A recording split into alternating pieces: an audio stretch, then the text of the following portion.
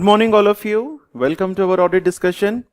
सो students, last video में हम लोगों ने ये सीरीज शुरू करी है कि जो दिसंबर 2020 का जो क्वेश्चन पेपर था, इसे हम लोग डिस्कस कर रहे थे F8 पेपर के लिए। सो ऑडिट एंड एश्योरेंस का जो पेपर है दिसंबर 2020, उसमें जो डिस्क्रिप्टिव क्वेश्चंस जो पेपर में आए हैं, कुल मिलाकर के 3 डिस्क्रिप्टिव क्वेश्चंस आए हैं। तो एक तो स्टूडेंट्स हम लोगों ने लास्ट वीडियो में कवर कर लिया था, ठीक है ना। ये वाला जो क्वेश्चन था सगितरी कंपनी वाला क्वेश्चन, ये हमने लास्ट वीडियो में कंप्लीट कर लिया था। अब इसके आगे 2 क्वेश्चंस और हैं, तो नेक्स्ट क्वेश्चन जो है इस वीडियो में हम लोग इसको देख लेते हैं। एक सेकेंड, यस, ये है क्वेश्चन, ठीक है ना। सो this is morph and company, ठीक है ना। तो सबसे पहले स्टूडेंट्स सेम वही सिनेरियो है, पहले पूरे क्वेश्चन को हम लोग रीड करेंगे, फिर इसके बाद जो है इसके जो भी क्वेश्चंस है हम लोग लेंगे। So let's start with the question. Question students काफी लेंथी है और आई थिंक ये क्वेश्चन जो है हमारा, यस, ये 30 मार्क्स का क्वेश्चन है। सो 30 मार्क्स का question, it is a lengthy question. तो स्टूडेंट्स यहाँ पे केस स्टडी बहुत लंबी है, तो एक बार हम पूरे केस स्टडी को जो है बिल्कुल प्रॉपर वे में इसको समझने की कोशिश करेंगे, फिर उसके बाद जो है हम ये क्वेश्चन सॉल्व करेंगे। नाउ इट इज 1 जुलाई 2015, यानी कि आज की तारीख जो है 1 जुलाई 2015 है।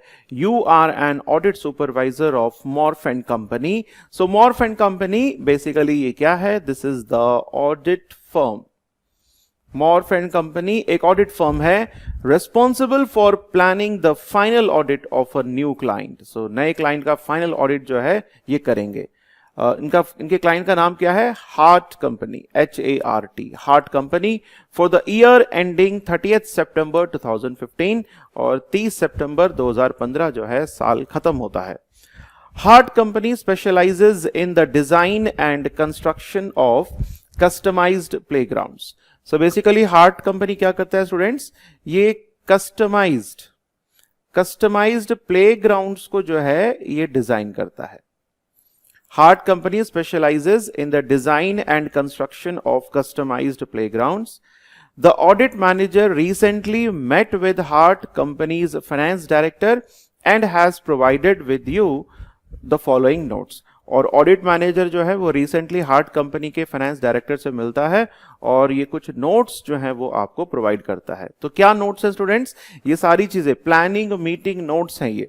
तो यहां पर बेसिकली पूरा का पूरा जो है केस स्टडी बताया गया है। तो सबसे पहली बात जो करते हैं, heart company has a forecast profit before tax of $12.2 million.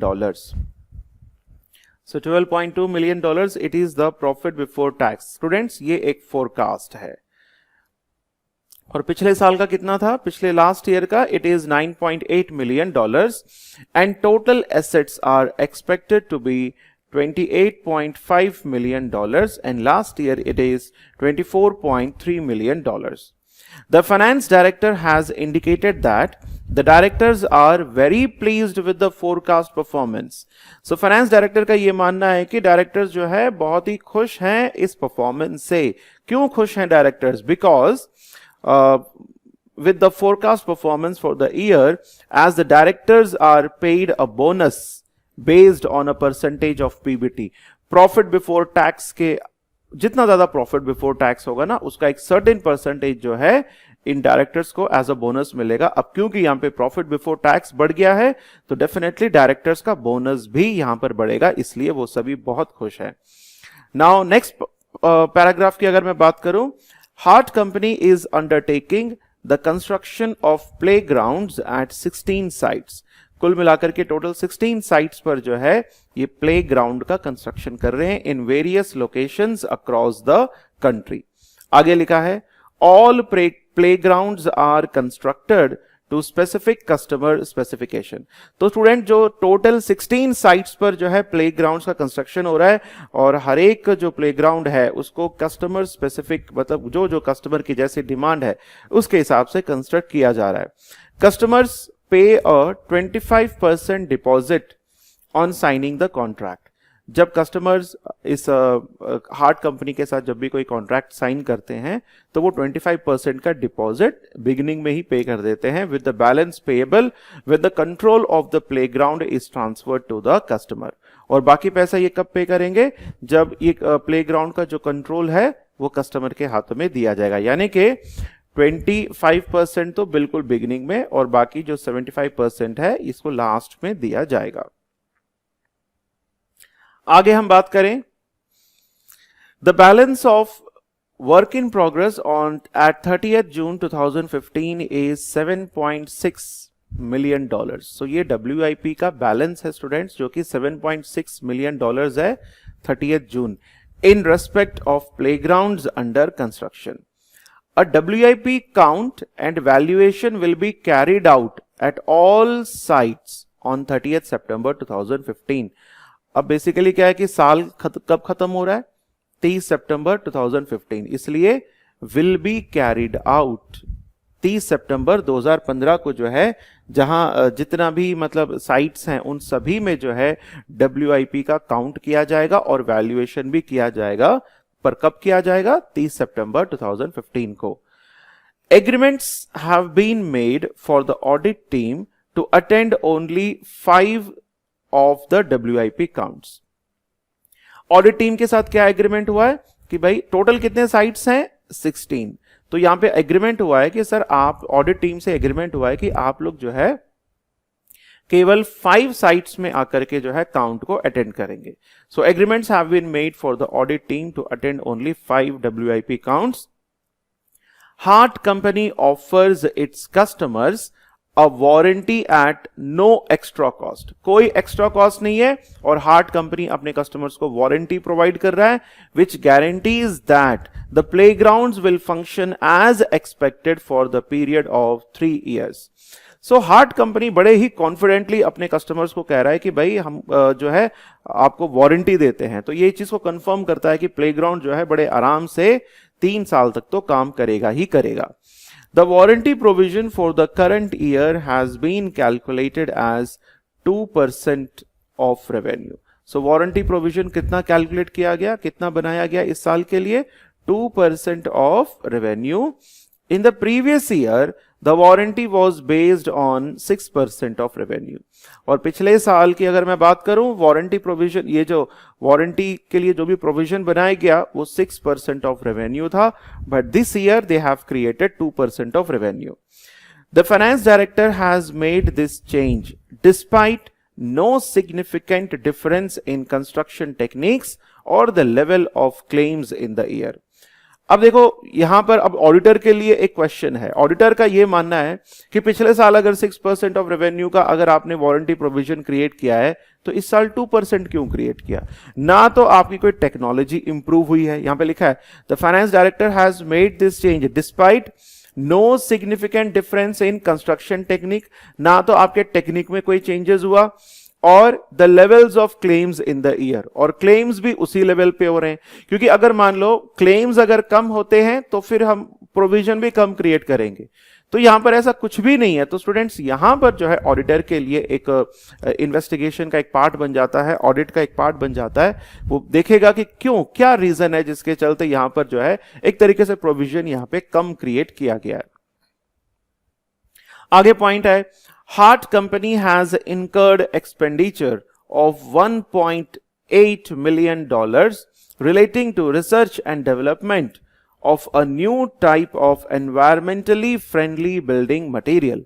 So Hart company यहां पर जो है बेसिकली रिसर्च एंड डेवलपमेंट पर उसने $1.8 million का खर्चा किया है।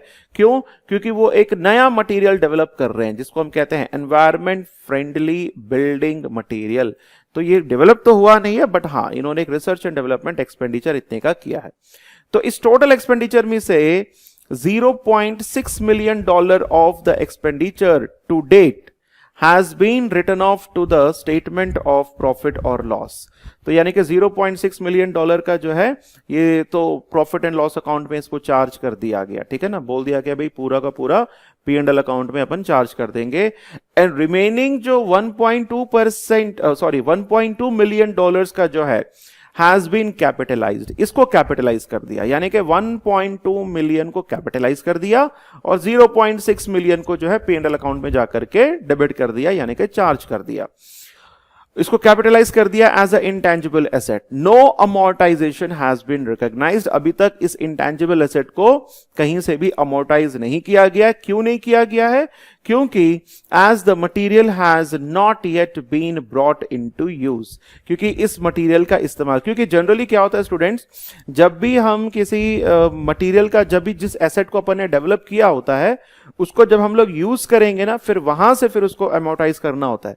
क्योंकि अभी तक हमने इसका इस्तेमाल शुरू ही नहीं किया तो फिर इसको हम अमोर्टाइज कैसे कर सकते हैं? इसलिए no amortisation has been recognised to date as the material has not yet been brought into use. अगला पॉइंट अगर देखा जाए, in June 2015 the company contracted to purchase new machinery costing $2.4 million. जून 2015 में कंपनी ने एक कॉन्ट्रैक्ट किया कि वो एक नया मशीनरी परचेज करेंगे और उसकी कीमत कितनी है? $2.4 मिलियन है. It paid $1 million on signing the contract to secure the machinery. और बेसिकली 2. उसने मतलब स्टार्टिंग में जो है इतना अमाउंट पे कर दिया, क्योंकि जब आप एडवांस दोगे तभी तो वो आपको मशीनरी देगा. तो एक तरीके से एक गारंटी कि भाई हम ही तुमसे खरीदेंगे. So it paid $1 million on signing the contract to secure the machinery which was due to be delivered in July 2015. जुलाई 2015 में ये मशीन जो है डिलीवर हो जाएगी. फिर डिलीवरी के बाद फिर बाकी अमाउंट पे किया जाएगा. Due to a supplier problem the delivery is delayed and is now scheduled to be delivered in October 2015. अब सप्लायर की तरफ से दिक्कत थी, इसलिए पहले जो मशीनरी जुलाई 2015 को डिलीवर होने वाली थी, अब ये अक्टूबर 2015 में डिलीवर होगी. In order to finance the research and development cost and the machinery purchase, Hart Company made a rights issue to existing shareholders at a price of $0.75 for each 0.50 share. तो basically अब क्योंकि बाकी machinery का पैसा वगैरह इनको पे करना था, तो इसलिए यहां पर कंपनी ने क्या डिसाइड किया कि इन्होंने जो है राइट्स इशू किए in order to finance the research and development cost and machinery purchase. तो इन्होंने जो है राइट्स इशू किए जिनके जो भी एग्जिस्टिंग शेयर होल्डर्स है. तो एक 0.50 का शेयर ये कितने में बेच रहे हैं? 0.75 पर ये लोग बेच रहे हैं. आगे बताया गया students, Hart company's payroll function is outsourced to an external service organisation, Chaz company, which is responsible for all elements of payroll processing and maintenance of payroll records. So heart company का जो payroll function, heart company का जो भी payroll का काम है, इसको outsource किया गया है चैज कंपनी को. तो ये पूरा जो है इसको will look after it, which is responsible for all elements of payroll processing, maintenance of payroll records etcetera. Next point is heart companies directors correctly disclosed their remuneration details in the forecast financial statements in line with IFRS standards. So heart company के directors ने अपना जो भी remuneration details है वो बिल्कुल IFRS standards के हिसाब से प्रॉपरली डिस्क्लोज कर दिया है. However, local legislation in the country in which Hart company is based requires more extensive disclosure. But local legislation का ये कहना है कि हाँ भाई ठीक है, IFRS के हिसाब से आपने डिस्क्लोज करा, ठीक है, बट हम चाहते हैं कि आप और ज्यादा एक्सटेंसिव यानी कि डिटेल्ड डिस्क्लोजर आप करो. The directors have stated that they consider this wondrous and so do not intend to provide the additional information. और डायरेक्टर्स का ये कहना है कि भाई हमारे हिसाब से ये जो लोकल लेजिस्लेशन ने जो बोला है कि एक्सटेंसिव डिस्क्लोजर दो, दैट इज नॉट इंपॉर्टेंट, वो फालतू है, इसलिए हम किसी प्रकार का कोई एडिशनल इंफॉर्मेशन नहीं देंगे. तो स्टूडेंट्स यहां पर डायरेक्टर्स का ये कहना कि हम एडिशनल इंफॉर्मेशन नहीं देंगे, ये बिल्कुल भी सही नहीं है, क्योंकि IFRS के हिसाब से तो डिस्क्लोजर करना ही चाहिए, बट अगर कहीं पर जो लोकल लेजिस्लेशन अगर कुछ कहता है तो उसकी बात को मानना, उसके अकॉर्डिंगली काम करना वो और भी ज्यादा जरूरी हो जाता है. Now ISA 300 planning and audit of financial statements provides guidance to assist auditors in planning and audit. SA 300, ISA 300 जो है ये ऑडिटर को किस तरीके से अपना ऑडिट को प्लान करना चाहिए उसके लिए वो हेल्प करता है। नाउ स्टूडेंट्स, अब यहां पे कुछ क्वेश्चंस हैं। पार्ट ए है हमारा, explain the benefits of audit planning. Audit को प्लान करने से क्या फायदे होते हैं, एक्सप्लेन करना है। नाउ नेक्स्ट है, describe 8 audit risk and explain the auditor's response to each risk in planning of audit of hard company. Total 8 risk बताइए और उसके बाद ऑडिटर कैसे इन रिस्क को मिटिगेट करेगा उसको फिर आपने एक्सप्लेन भी करना है। सी पार्ट है, describe substantive procedures the auditor should perform to obtain sufficient and appropriate audit evidence in relation to heart companies directors bonuses. So directors bonus को किस तरीके से ऑडिटर ऑडिट करेगा, एविडेंस ऑब्टेन करेगा, उसके लिए सब्सटेंटिव प्रोसीजर्स बताने हैं। फिर आगे एक थोड़ा सा केस स्टडी और गिवन है। At the end of the planning meeting, the finance director of heart company mentioned to the audit manager that one of the key reasons Morf and Company was appointed as auditor was because of its knowledge of industry. So basically यहाँ पे at the end of the planning meeting finance director जो heart company के हैं वो बताते हैं कि क्यों हमने आपको ये एज एन ऑडिटर अपॉइंट किया है, क्योंकि आपके पास नॉलेज है इस इंडस्ट्री का। There were some concerns, however, as to how Morf and Company would keep information obtained during the audit confidential. So Morf and Company के लिए challenging है कि वो किस तरीके से ये जो भी information इसको ऑडिट के दौरान मिलेगा उसे वो confidential रखेगा। As it audits 3 other construction companies specializing in environmentally friendly building material, including Hart Company's main competitor. कहने का मतलब morph and company Hart company का तो ऑडिट कर ही रहा है, हार्ट कंपनी का एक कॉम्पिटिटर है उसका भी ये ऑडिट कर रहा है। सो क्वेश्चन है, explain the safeguards which Morph and company should implement to ensure that this conflict of interest is appropriately managed. So आपको बताने हैं कि मॉर्फ का जो कंपनी है यानी कि जो ऑडिट फर्म है उसको क्या क्या सेफगार्ड्स लेने चाहिए जिससे कि इस प्रकार का जो कॉन्फिडेंशियल लीकेज ऑफ इंफॉर्मेशन ना हो, इस चीज को मेक श्योर किया जा सके। तो स्टूडेंट्स ये है 5 मार्क्स का। So in total this question is of 30 marks, काफी लेंथी क्वेश्चन है। नाउ स्टूडेंट्स एक एक करके इन सभी आंसर्स हम लोग देख लेते हैं। सबसे पहले तो यही बोला गया है, एक्सप्लेन द बेनिफिट्स। बेनिफिट्स क्या हैं, अगर हम ऑडिट प्लान करते हैं तो उसके क्या क्या क्या बेनिफिट्स हो सकते हैं, ये सब इसको 1 बाय 1 हम लोग देखते हैं। सो ऑडिट प्लानिंग के क्या क्या बेनिफिट्स हैं इसके बारे में जो स्टूडेंट्स हमें ISA 300 साफ साफ बताता है। Audit planning is addressed by ISA 300, Planning and Audit of Financial Statements. So ISA 300 is Planning and Audit of Financial Statements. It states that adequate planning benefits the audit of financial statements in several ways. कई सारे फायदे होते हैं क्योंकि students अगर आप audit plan करते हैं तो आप एक टाइमली मैनर में अपने ऑडिट को कंप्लीट कर सकते हैं। आप एक सफिशिएंट अप्रोप्रिएट ऑडिट एविडेंसेस को प्रॉपरली ऑब्टेन कर सकते हैं और भी कई सारे इसके बेनिफिट्स हैं।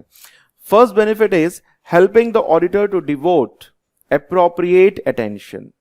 ऑडिटर को इस अप्रोप्रिएट अटेंशन डिवोट करने में हेल्प करेगा to important areas of the audit. So auditor पहले ही प्लान कर लेगा कि भाई ऑडिट में ये 1 2 3 4 5 कुछ इंपॉर्टेंट एरियाज हैं और इन एरियाज में मेरे को अच्छे से डिवोशन देना है, ज्यादा से ज्यादा टाइम मेरे को यहां पे देना है। सेकेंड पॉइंट है helping the auditor to identify and resolve potential problems on timely basis.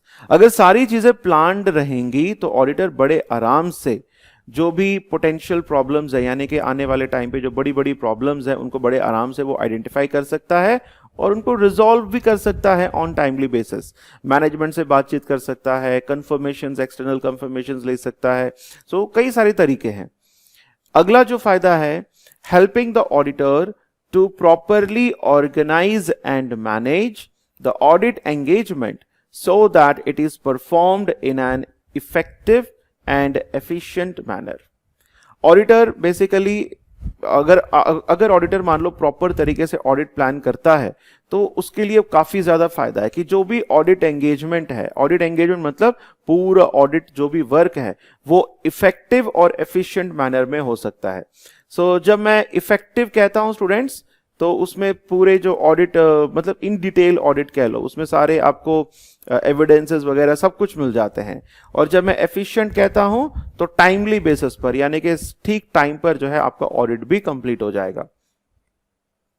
अगला बेनिफिट है assisting in the selection of engagement team members with appropriate levels of capabilities and competence to respond to anticipated risks and the proper assignment of work to them। एक और benefit इसमें यह है कि आप basically जितना भी एंगेजमेंट टीम है उसको आप सेलेक्ट कर सकते हैं।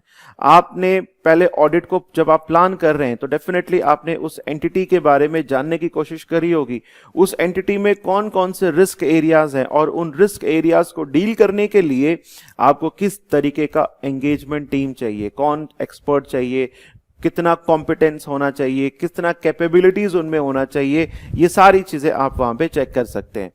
So assisting in selection of engagement team members with appropriate levels of capabilities, competence, उनके अंदर कैपेबिलिटीज भी होनी चाहिए, कॉम्पिटेंस भी होना चाहिए to respond to anticipated risk and the proper assignment of work to them. Next point is facilitating the direction and supervision of engagement team members and the review of their work। Facilitating the direction, जो engagement team members है, आपने एक बार एक अच्छा engagement team choose कर लिया, फिर उसको डायरेक्शन देना, उसको सुपरविजन देना कि भाई तुमको ऐसे काम करना है, तुमको जो ऑडिट प्रोसीजर्स इस प्रकार से लगाने हैं, तुमको जो भी तुम वर्किंग पेपर्स बना रहे हो उनको बनाने का तरीका क्या है, ये सारी चीजें आप उनको डायरेक्ट और सुपरवाइज कर सकते हैं। एंड द लास्ट जो बेनिफिट है इसमें, assisting where applicable in coordination of work done by experts. तो बेसिकली यहां पर जो है, जहां पर भी coordination of work done by experts का मतलब है, एंगेजमेंट टीम में कई सारे लोग होते हैं, कुछ एक्सपीरियंस्ड होते हैं, कुछ अनएक्सपीरियंस्ड होते हैं। जो इनएक्सपीरियंस्ड होते हैं, जब वो किसी प्रकार का कोई काम करते हैं तो उन्हें आपको गाइड करना पड़ेगा। तो आप जो सीनियर पर्सन है, senior person will do coordination with those audit engagement team members, ताकि काम जो है बहुत अच्छी तरीके से हो सकता है। असिस्टिंग वेयर एप्लीकेबल मतलब असिस्ट करना यानी कि हेल्प करना, इन coordination of work done by experts. तो एक्सपर्ट्स जहां पर भी हमें जरूरत पड़ती है कि भाई हमें किसी एक्सपर्ट की भी हेल्प चाहिए, you can take the help of the expert. क्योंकि ऑडिटर जो है हर एक एरियाज में मतलब उसको नॉलेज नहीं होती है, कई बार आपको जरूरत पड़ जाती है। जैसे मान लीजिए अगर आप किसी ज्वेलरी का ऑडिट करने जा रहे हैं, किसी ज्वेलरी जो कंपनी का ऑडिट करने जा रहे हैं, तो ज्वेलरी की वैल्यू कितनी है वो ऑडिटर डिटरमाइन नहीं कर सकता, तो उसके लिए आपको जो है एक्सपर्ट्स को अपॉइंट करना पड़ेगा। तो स्टूडेंट्स ये है कुछ बेनिफिट्स, ठीक है ना, इसको आपको ध्यान रखना है। नाउ अगला जो बी पार्ट है क्वेश्चन का, describe 8 audit risk and explain auditors response. तो इस पूरे हमारे केस स्टडी में कोई 8 ऑडिट रिस्क आपको बताने हैं और फिर उसके बाद ऑडिटर का रिस्पॉन्स क्या है वो भी आपको यहां पे बताते जाना है। So one by one students हम लोग इसको देख लेते हैं। सबसे पहला ऑडिट रिस्क जो है, Hart company is a new client for Morph company. Yes, Hart company जो है मॉर्फ कंपनी के लिए न्यू क्लाइंट है। As the audit team is not familiar with the accounting policies. So Hart company जो है students, ये नया client है, कोई पुराना क्लाइंट नहीं है। अगर मान लो कोई पुराना क्लाइंट होता तो ऑडिट एंगेजमेंट टीम थोड़ा सा फेमिलियर होता हार्ट कंपनी के साथ और बड़े आराम से वो अपना ऑडिट जो है शुरू कर सकते थे। बट यहां पर it is a new company, तो ऑडिट एंगेजमेंट टीम के लिए थोड़ा सा ये चैलेंजिंग हो सकता है कि उनके बारे में जानना, ये सारी चीजें करना। सो रिस्क क्या है, as the audit team is not familiar with the accounting policies, transactions and balances of heart company, there will be an increased detection risk on the audit। so detection risk जो है यहां पे बढ़ सकता है, क्योंकि एकदम से नई कंपनी आपके सामने आ गई ऑडिट करने के लिए, आपके पास आपको नहीं पता वो क्या पॉलिसीज लगाते हैं, किस प्रकार के ट्रांजैक्शंस वहां पर होते हैं, कैसे कैसे बैलेंसेस हैं। तो हो सकता है कि जितने ऑडिट प्रोसीजर्स आपको लगाने चाहिए उतने शायद आप ना लगा पाएं और यहां पे फिर डिटेक्शन रिस्क जो है बढ़ जाता है। आगे लिखा है there is also less assurance over opening balances as Morph and company did not perform the audit of last year। Morph and company तो अभी अभी आई है, मतलब अभी अभी जो है वो हार्ट कंपनी का ऑडिट कर रही है। सो हार्ट कंपनी के जो क्लोजिंग बैलेंसेस हैं, यानी कि पिछले साल के जो क्लोजिंग बैलेंसेस हैं वो इस साल के ओपनिंग बन गए। तो ओपनिंग बैलेंसेस कितने सही हैं, कितने एक्यूरेट हैं, इसके बारे में हम नहीं कह सकते। तो हो सकता है कि ओपनिंग बैलेंसेस में भी कोई गड़बड़ी हो सकती है, क्योंकि मॉर्फ कंपनी ने हार्ट कंपनी का पिछले साल ऑडिट नहीं किया था। तो यह भी एक रिस्क है। There is also less assurance over opening balances as Morph and company did not perform the audit last year। तो स्टूडेंट्स ये है हमारा ऑडिट रिस्क नंबर 1। तो इसके रिगार्डिंग ऑडिटर किस तरीके से रिस्पॉन्स करेगा। Morph and company should ensure it has a suitable experienced team assigned to the audit and that adequate time is allowed for audit members to obtain an understanding of the company and the risk of material misstatements, including a detailed team briefing to cover the key areas of risk। Morph company को अब यहां पे करना क्या है, auditor का response क्या है कि वो एक एक्सपीरियंस्ड टीम को सेलेक्ट करेगा जिन्होंने इस प्रकार की कंपनीज के ऑडिट पहले भी किए हैं। अगर आप एक एक्सपीरियंस्ड टीम को अगर आप सेलेक्ट कर लेते हैं और फिर उनको थोड़ा टाइम दीजिए, आप जल्दबाजी मत करिए, उनको थोड़ा सा बोलिए कि भाई आप अपना जो भी रिक्वायर्ड टाइम है वो आप लीजिए, इस एंटिटी के नेचर को समझने की कोशिश करिए, उसके बिजनेस को समझने की कोशिश करिए और यह भी देखिए कि कहां पे रिस्क ऑफ मटेरियल मिसस्टेटमेंट कहां पे ज्यादा है, इस चीज को भी आप आइडेंटिफाई करने की कोशिश करेंगे। And at the last what are the key risk areas. तो जो भी की रिस्क एरियाज होते हैं उन की रिस्क एरियाज में पूरी की पूरी ऑडिट टीम बैठेगी और आपस में जो है डिस्कशन करेगी, यानी कि एक दूसरे को ब्रीफ करना। Increased audit procedures should be performed over opening balances। अब बात आती है ओपनिंग बैलेंसेस की, क्योंकि ओपनिंग बैलेंसेस का ऑडिट जो है इस ऑडिटर ने तो किया ही नहीं था, वो तो पिछले साल के क्लोजिंग बैलेंसेस थे। सो ओपनिंग बैलेंसेस सही है या नहीं, इस चीज को मेक श्योर करने के लिए ऑडिटर को जो है ज्यादा से ज्यादा ऑडिट प्रोसीजर्स जो है यहां पे लगाने चाहिए। तो इस तरीके से स्टूडेंट्स इस ऑडिट रिस्क को ऑडिटर जो है मिटिगेट कर सकता है। अगला पॉइंट अगर हम बात करें, the directors are paid a bonus based on a percentage of profit before tax for the year। and now students ये एक बहुत बड़ा रिस्क हो सकता है कि डायरेक्टर्स का जो बोनस है वो किससे लिंक्ड है, प्रॉफिट बिफोर टैक्स से लिंक्ड है। तो यहां पे रिस्क ये हो सकता है कि भाई प्रॉफिट बिफोर टैक्स को कहीं ज्यादा बड़ा चढ़ा करके तो नहीं दिखाया गया है। There is a risk that the directors will try to overstate the profit and therefore their bonuses by increasing the revenue and income recorded and decreasing expenses। This is a particular risk relating to judgmental areas such as provisions and estimates. So directors यहां पर ये कर सकते हैं, अगर उनको अपना profit बढ़ाना है तो वो क्या करेंगे, प्रोविजंस को कम से कम क्रिएट करेंगे। जब वो प्रोविजंस कम से कम क्रिएट करेंगे तो क्या होगा, जो प्रॉफिट है वो बढ़ चढ़ करके दिखाएगा। तो इस प्रकार की हरकत ये कर सकते हैं।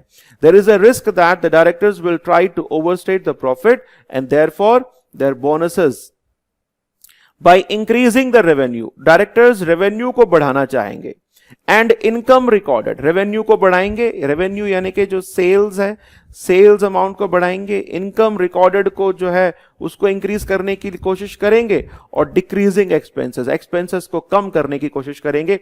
और ये चीजें डायरेक्टर्स कहां पे कर सकते हैं, प्रोविजंस में, क्योंकि प्रोविजंस जो है कितना क्रिएट करना ये पूरा मैनेजमेंट ही डिसाइड करता है। तो स्टूडेंट जब इस प्रकार का अगर कोई रिस्क है तो उसको कैसे आप मिटिगेट करेंगे, ऑडिटर का क्या रिस्पॉन्स रहेगा। The audit team should be aware of the increased risk of manipulation and should assign more experienced audit members to significant estimates and judgmental areas। तो ऑडिट को इस बात से अवेयर होना है कि रिस्क कहां पे हो सकता है और उन्हें जो है ज्यादा मोर एक्सपीरियंस्ड ऑडिट मेंबर की हेल्प लेनी चाहिए किन चीजों को चेक करने के लिए? जहां जहां पर एस्टिमेट्स इन्वॉल्व होते हैं, जहां जहां पर जजमेंटल एरियाज हैं, एस्टिमेट्स और जजमेंटल एरियाज पर ज्यादा से ज्यादा जो है इन्हें काम करने की जरूरत है, यानी कि यहां पे ज्यादा से ज्यादा प्रोसीजर्स लगाने की जरूरत है, और ये एक्सपीरियंस्ड ऑडिट मेंबर्स इस काम को बड़े आराम से कर सकते हैं। और क्या करना है? Also adequate time should be allocated for team members to obtain an understanding of the company and the significant risk of overstatement of profit, including attendance eight an audit team briefing. तो यहां पर auditor को चाहिए कि वो अपनी audit team को ज्यादा से ज्यादा समय वो दे, जिससे कि वो उस कंपनी का अंडरस्टैंडिंग, प्रॉपर अंडरस्टैंडिंग वो ले सके।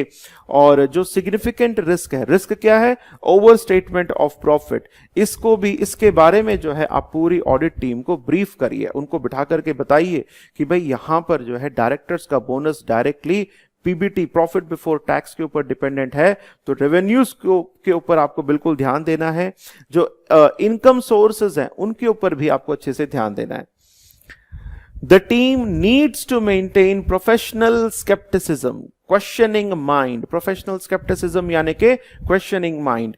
The team needs to maintain professional scepticism and be alert to the increased risk of manipulation. Increased testing should be performed relating to adjusting journal entries. जहां जहां पर ये जो एडजस्टिंग जर्नल एंट्रीज होती है ना, वहां पर आपको ज्यादा ध्यान देना है। कहीं ऐसा तो नहीं कि मैनेजमेंट ने जानबूझ करके चीजों को एडजस्ट कर रहे हैं ताकि एक्सपेंसेस को कम शो किया जाए, इनकम्स को ज्यादा शो किया जाए। और जहां पर भी एस्टिमेट्स वगैरह इन्वॉल्व होते हैं, प्रोविजंस वगैरह बनाए जाते हैं, वहां पर ऑडिटर को जो है प्रोफेशनल स्केप्टिसिज्म, क्वेश्चनिंग माइंड का इस्तेमाल करना है। प्रोविजन क्रिएट हुआ है, बाकी इंडस्ट्रीज, बाकी जो फर्म्स में कितना क्रिएट हो रहा है, थोड़ा कंपैरिजन करो और फिर मैनेजमेंट से जाकर के बात करो कि भाई प्रोविजन इतना कम क्यों क्रिएट किया है। तो इस तरीके से हम इस रिस्क को जो है मिटिगेट कर सकते हैं। Now the next risk is customers pay 25% deposit on signing the contract to purchase the playground. So customer जो है जब भी contract करते हैं तो उसी समय जो है वो 25% जो है वो as a deposit pay कर देते हैं। The deposits should not be recognized as revenue. तो ये जो deposits हैं students, इनको revenue recognize नहीं करना चाहिए immediately and instead should be recognized as deferred income, यानी कि एक तरीके से कॉन्ट्रैक्ट लाइबिलिटीज, इसको हमें जो है रिकॉग्नाइज करना चाहिए with in current liabilities until the performance obligations as per the contracts have been satisfied. So this is likely to be at a point in time when control of the playground is passed to the customer. जब playground का जो control है वो customer तक पास नहीं हो जाता, तब तक आप उसको एज अ रेवेन्यू आप उसको ट्रीट नहीं कर सकते, उसको एक तरीके से करंट लाइबिलिटी आपको ट्रीट करनी है। There is a risk that revenue is overstated and current liability is understated if the deposits have been recorded within revenue. और यहाँ पे रिस्क हो सकता है, यहाँ पे डायरेक्टर्स थोड़ा सा रिस्क कर सकते हैं कि वो ये जो भी 25% का जो एडवांस वो जो ले रहे हैं वो उसको कहीं रेवेन्यू में जो है उसको इंक्लूड ना कर दें, तो इससे रेवेन्यू ओवरस्टेट हो जाएगी और करंट लायबिलिटीज अंडरस्टेट हो जाएंगे। और बेसिकली इसको ट्रीट कैसे करना चाहिए हमें इसको एज डिफर्ड इनकम, यानी कि contract liabilities with in current liability के अंतर्गत इसे कॉन्ट्रैक्ट लायबिलिटी शो करना चाहिए। बट रिस्क क्या है कि भाई ऐसा ना शो करके इसको आप रेवेन्यू में शो कर सकते हो। तो ऐसी सिचुएशन में ऑडिटर को कैसे काम करना है, ऑडिटर कैसे इस रिस्क को मिटिगेट कर सकता है? The audit team should obtain a copy of the contracts with customers and review them to understand the performance obligations. They should discuss with management the criteria for determining whether performance obligations have been satisfied and the treatment of deposits received to ensure it is appropriate and consistent with relevant standards. During the final audit, the audit team should undertake increased testing over the cutoff of revenue and the completeness of deferred income, that is the contract liabilities. तो students यहां पर auditor इस risk को कैसे mitigate करेगा?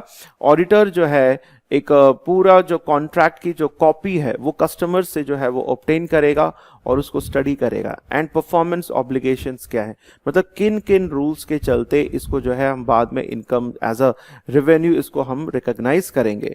और last में auditor के लिए बहुत जरूरी हो जाता है at the end of the, जब वो फाइनल ऑडिट कर रहा होता है उस समय ऑडिटर के लिए ये बिल्कुल जरूरी है कि वो कट ऑफ ऑफ रेवेन्यू को डेफिनेटली चेक करें। कट ऑफ ऑफ रेवेन्यू को चेक करना स्टूडेंट्स बहुत जरूरी है। उसमें हमको इस बात को मेक श्योर करना है कि इसी ईयर का जो रेवेन्यू है वो हम इसी ईयर हमें इंक्लूड करना चाहिए। अगले साल का रेवेन्यू, नेक्स्ट ईयर का रेवेन्यू इस साल हम उसको इंक्लूड नहीं कर सकते। इस बात को भी आप यहां पे ध्यान रखेंगे। अगला जो ऑडिट रिस्क है students, the audit team will only attend the WIP counts at 5 of the 16 sites. So total कितने साइट्स हैं? टोटल 16 साइट्स हैं। उन 16 साइट्स में ऑडिट टीम केवल 5 साइट्स के काउंट को ही जो है अटेंड करेगी। तो ये भी बहुत बड़ा रिस्क है। WIP is a material balance and the valuation of WIP is a judgmental area. As the audit team is not attending all sites, detection risk is increased as the team will be unable to directly obtain evidence relating to WIP. So basically 16 में से केवल 5 sites ही audit team attend कर रही है। तो यहाँ पे risk ये है कि जो detection risk is very high कि एक्चुअल में कितना WIP कंप्लीशन हुआ है, क्योंकि ये बहुत ही जजमेंटल होता है और मैनेजमेंट इसको अपने हिसाब से जो है चेंज कर सकती है। सो ऑडिटर के लिए जरूरी है। फिर ऑडिटर को कोई और तरीका भी नहीं है कि वो डायरेक्ट एविडेंस जो है वो ऑब्टेन कर सकता है। So this is the one of the big risk. So इसको ऑडिटर कैसे दूर करेगा? The auditor should assess which inventory counts the team will attend and most likely to be those with most material WIP balances and which are assessed as having the greatest risk of misstatement. सबसे पहले auditor तो ये make sure करेगा कि मैं 5 का मैं attend कर रहा हूं, 5 साइट्स को मैं अटेंड कर रहा हूं, तो वो 5 साइट्स कौन से होनी चाहिए जहां पे सबसे ज्यादा मटेरियल WIP बैलेंसेस जहां पे होता है और जहां पे ग्रेटर रिस्क है मिसस्टेटमेंट का।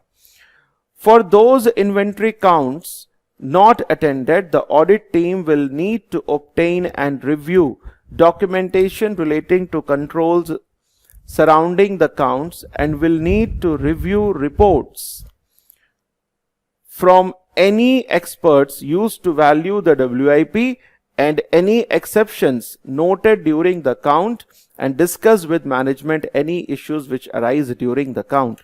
एक तो स्टूडेंट्स पहला काम ऑडिटर क्या करेगा, 16 में से अगर वो 5 साइट को अटेंड करता है तो वो इस बात को मेक श्योर करेगा कि वो जो 5 साइट होने चाहिए वो कैसे होने चाहिए, बिल्कुल इंपॉर्टेंट होने चाहिए जहां पर मटेरियल WIP बैलेंसेस के होते हैं। और जिन साइट्स को वो अटेंड नहीं करेगा वहां के लिए वो क्या करेगा, पूरा डॉक्यूमेंटेशन वो मंगवाएगा कि वहां पर कैसे इंटरनल कंट्रोल्स हैं, जब काउंटिंग हो रहा था तो उन्होंने कौन कौन प्रेजेंट थे, किस तरीके से काउंटिंग करी गई, इन सभी चीजों को जो है वो मेक श्योर करेगा। और अगर कुछ इसी प्रकार की कुछ गड़बड़ियां होती हैं, कुछ उसको एक्सेप्शंस मिलते हैं तो इसके बारे में फिर जो है वो मैनेजमेंट से डिस्कशन भी करेगा। अगला जो रिस्क है students, Hart company offers its customers a warranty of no extra cost which guarantees the playgrounds will function as expected for 3 years. The provision is calculated as 2% of revenue in the current year against 6%. तो ये एक बहुत बड़ा risk था कि पिछले साल 6% का आपने प्रोविजन किया, इस साल आपने 2% का प्रोविजन क्रिएट किया, despite there being no changes in the construction techniques और the level of claims. Construction techniques में कोई चेंज नहीं है, लेवल ऑफ क्लेम में भी कोई चेंज नहीं है, तो फिर आपने प्रोविजन क्यों कम कर दिया? Under IAS 37 provisions, contingent liabilities and contingent assets, this should be recognized as a warranty provision. तो इसको जो है हमें as a warranty provision recognize करना चाहिए। Calculating warranty provisions requires judgment as it is an uncertain amount. So warranty provision कितना है ये पूरा जजमेंट के ऊपर डिपेंड करता है, क्योंकि ये अमाउंट बहुत ही अनसर्टेन हो सकती है. तो स्टूडेंट्स ये एक बहुत बड़ा जो है एक तरीके से रिस्क है. एक पॉइंट और इसमें है, there is a risk that the warranty provision could be understated leading to understated expenses and liabilities. Warrant यहां पे रिस्क क्या है कि वारंटी प्रोविजन को कम शो किया जाएगा ताकि अंडर एक्सपेंसेस को हम अंडरस्टेट करें और लाइबिलिटीज को भी हम अंडरस्टेट करें. तो स्टूडेंट जब ऐसी सिचुएशन होगी तो एज एन ऑडिटर आप इस रिस्क को कैसे मिटिगेट करेंगे? The audit team should discuss with management the basis of the provision calculation and compare this to industry averages and the level of post year end claims if any made by customers. So basically कितना provision create होना चाहिए इसके बारे में आप management से discuss करिए. Industry में जो जिन्होंने मतलब इंडस्ट्री में जो बाकी कंपनीज ने जितना भी प्रोविजन क्रिएट किया है उनका एवरेज क्या है वो आप आइडेंटिफाई करिए. और पोस्ट ईयर एंड पिछले साल कस्टमर्स ने कितना क्लेम किया था, कंपनी ने कस्टमर को कितना पैसा पे किया था. इन particular they should discuss the rational behind reducing the level of provision this year. So audit team को यह समझना होगा कि किन कारणों के चलते ये जो परसेंटेज है प्रोविजन का परसेंटेज जो है इसे कम किया गया. अगला पॉइंट है, the audit team should also compare the prior year provision with the actual levels of claims in the year to assess the reasonableness of the judgments made by the management. Audit team को यह भी करना है कि जो provision है पिछले साल का प्रोविजन है उसको आप इस साल के प्रोविजन से कंपेयर करेंगे एंड जो एक्चुअल में जो क्लेम्स हुए हैं वो कितने हुए हैं. इससे हमको यह पता चल जाएगा कि जो प्रोविजन क्रिएट किया गया है कि वो रीजनेबल है या नहीं. Now अगला जो रिस्क है students, Hart company has organised $0.6 million of research expenditure in profit or loss with the remaining $1.2 million having been capitalized as development expenditure. तो स्टूडेंट्स इन टोटल कितना एक्सपेंडिचर इन्होंने किया था रिसर्च एंड डेवलपमेंट में? $1.8 million का जो है इन्होंने किया था.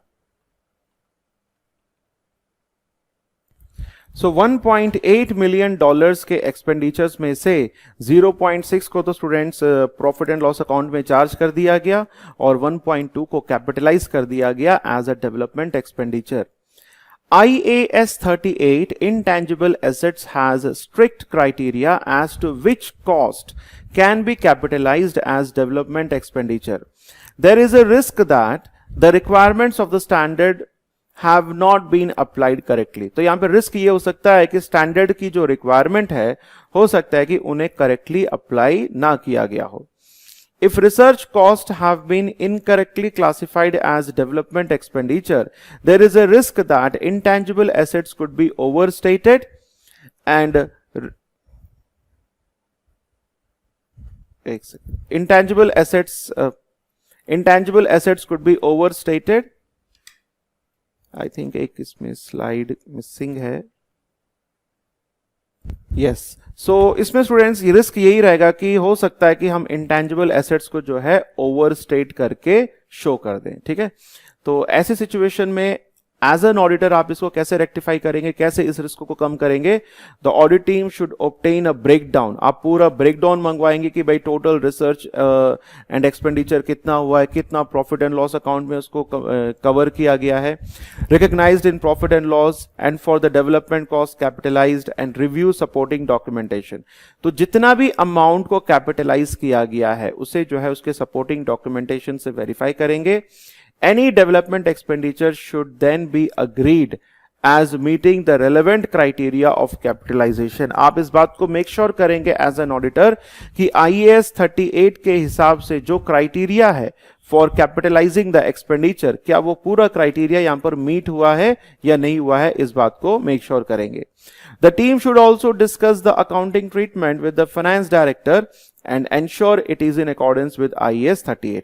आपको फाइनेंस डायरेक्टर से भी जो है मिल करके इसके बारे में जो है बात करनी चाहिए. नेक्स्ट इसमें एक और रिस्क था स्टूडेंट्स कि कंपनी ने जो है एक ऑर्डर प्लेस किया है $2.4 million मशीनरी का. $1 million इन्होंने एडवांस पे कर दिया एंड मशीन जो है is due to received in July 2015, but now ये जो है साल के खत्म होने के बाद, ये अक्टूबर में ये जो है रिसीव होने वाला है. So only assets which physically exist at the year end should be capitalized as PPE. तो यहाँ पे दिक्कत ये हो सकती है, the $1 million deposit paid in advance should be recognized as prepayment. जो $1 million जो एडवांस में आपने पे किया है उसे आप जो है प्री पेमेंट करके आप उसको शो कर सकते हैं. If the deposit of $1 million paid in advance has been capitalized within PPE, then prepayments are understated and PPE may be overstated. तो मैनेजमेंट के लिए बहुत जरूरी है कि वो जो $1 million जो अपन ने एडवांस में पे किया है उसे प्री पेमेंट की तरह शो करे. अगर आप उसको कैपिटलाइज कर दोगे तो फिर क्या होगा, PPE बढ़ जाएगा और प्री पेमेंट जो है घट जाएगा. तो यहां पर इस रिस्क को कैसे कम करेंगे, review the non current asset register. Auditor जो है नॉन करंट एसेट रजिस्टर देखेगा और नॉन करंट एसेट रजिस्टर में जो जो अमाउंट मेंशन्ड है उन्हीं को जो है पीपीपी में इंक्लूड होना चाहिए. अदरवाइज ये जो $1 million जो पेड इन एडवांस है इसको कैपिटलाइज नहीं करना चाहिए. तो अगर आप नॉन करंट एसेट रजिस्टर को देखेंगे, अगर उसमें ये $1 million का जिक्र है तब इसका यह मतलब है कि इस एसेट को कैपिटलाइज किया गया है. अगर ये $1 million उस नॉन करंट एसेट रजिस्टर में नहीं होगा तो इसका मतलब है कि हमने उस एसेट को कैपिटलाइज नहीं किया है, और इस तरीके से आप इसको वेरीफाई कर सकते हैं. Discuss the correct accounting treatment with management to confirm that the amount paid in advance is recognised as a prepayment, and if incorrectly recognised review the correcting journal entry. ठीक है ना, तो जो भी journal entries वगैरह है वो भी आप यहां पे चेक करेंगे. अगला जो यहां पे रिस्क है students, Hart company made a rights issue in the year. This is a non standard transaction and there is a increased risk that the issue has not been recorded correctly. The rights issue has been made at a premium and therefore requires to be split into share capital and share premium. So क्योंकि यहां पर हमने rights issue premium पे बेचा है तो share capital को अलग कर लेंगे and premium को अलग कर लेंगे. There is a risk that the split between the share capital and share premium has not been accounted. Risk क्या है, हो सकता है कि share capital और share premium को अलग अलग ना तोड़ा गया हो and that these balances are misstated. There is also a risk that rights issue has not been disclosed in accordance with accounting standards and local company legislations. तो students जो राइट्स इशू है इसको आप प्रॉपर डिस्क्लोजर होना बहुत जरूरी है as per the local legislation and also as per the local company legislation. तो इसको ऑडिटर कैसे चेक करेगा, तो ऑडिटर जो है students he will ask for the documentation कि आपने क्या एक्चुअल में शेयर कैपिटल को एंड प्रीमियम को अलग अलग शो किया गया है, एंड लोकल कंपनी लेजिस्लेशंस क्या क्या कहते हैं, लोकल लेजिस्लेशन क्या क्या कहता है, अकाउंटिंग स्टैंडर्ड्स क्या क्या कहते हैं, क्या उन्हीं के हिसाब से ये पूरा डिस्क्लोजर प्रॉपर है या नहीं है, इसको ऑडिटर जो है मेक श्योर करेगा. नेक्स्ट है Hart company's payroll function is outsourced to an external service organisation. तो यहां पर एक डिटेक्शन रिस्क यहां पे अराइज हो सकता है. A detection risk arises as to whether sufficient and appropriate evidence is available at Hart company to confirm the completeness and accuracy of controls. तो हार्ट कंपनी का पेरोल फंक्शन जो है कोई और कर रहा है तो वहां पर जो है डिटेक्शन रिस्क होने के चांसेस हैं. So what auditor will do, he will discuss with management any changes to the extent of records maintain by Hart company. Hart company पहले जो रिकॉर्ड्स मेंटेन करता था क्या उन रिकॉर्ड्स में किसी प्रकार का कोई चेंजेस तो नहीं है, उसको चेक करके जो है इस प्रकार के डिटेक्शन रिस्क को जो है ऑडिटर कम कर सकता है. तो वही बात बताई गई यहाँ पे, consideration should be given to the level. तो स्टूडेंट्स ये सेम पॉइंट रिपीटेड है, so you can do this. Consideration should be given to contracting the auditor. Auditor जो है चैज कंपनी को भी जो है वो कॉन्टैक्ट करेगा. चैज कंपनी से पूछेगा कि भाई आप किस तरीके से पेरोल सिस्टम जो है मैनेज कर रहे हो, तो उससे ऑडिटर को जो है proper sufficient appropriate audit evidence जो है यहाँ पे मिल सकता है. नाउ अगला पॉइंट अगर हम बात करें, directors remuneration disclosures have been made in line with IFRS standards but not local legislation. Directors remuneration जो का डिस्क्लोजर जो किया गया है वो IFRS के हिसाब से किया गया है, लोकल लेजिस्लेशन के हिसाब से नहीं किया है. बट यहां पर जरूरी है कि IFRS के हिसाब से तो करना ही है, लोकल लेजिस्लेशन के हिसाब से भी जो है डिस्क्लोजर यहां पे करना चाहिए। तो ऑडिटर क्या करेगा, ही will discuss with management and review the requirements of local legislation. Management से बात करेगा और लोकल लेजिस्लेशन की क्या रिक्वायरमेंट है, और ही विल मेक श्योर कि उस हिसाब से ही जो है यहां पर प्रॉपर डिस्क्लोजर्स होने चाहिए। तो स्टूडेंट्स ये था क्वेश्चन पार्ट नंबर बी, जो कि टोटल 16 मार्क्स का क्वेश्चन था। अब इसके बाद स्टूडेंट्स हम यहां पे देखिए अगला जो हमारा क्वेश्चन है सी, कि डायरेक्टर्स के बोनसेस के बारे में जो है आप किस तरीके से जो है ऑडिट यहां पर करेंगे।